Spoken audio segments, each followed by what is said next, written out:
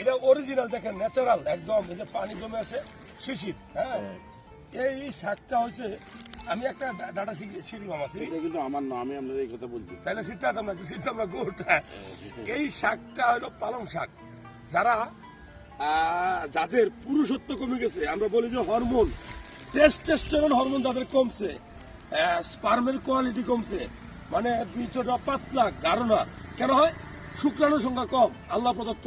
তাদেরকে বলবো এই ধরনের পালং শাক শীতকালে যত বেশি খাইতে পারেন, কারণ পালং শাক এমন একটা শাক, সবুজ, এখানে vitamin C, vitamin A, vitamin zinc, iron, antioxidant সবচেয়ে বেশি থাকে। এবং আপনার আমার শরীরে সবচেয়ে বেশি শুক্রাণু তৈরি করে যে শাক সবজি, তার মধ্যে অন্যতম হলো এই পালং শাক, ব্রোকলি, পাতাকপি, ফুলকপি। তো ভিডিওটা ভালো লাগলে শেয়ার করবেন। এই ধরনের ক্ষেত থেকে উঠে পালং শাক খাবেন, ভালো লাগবে।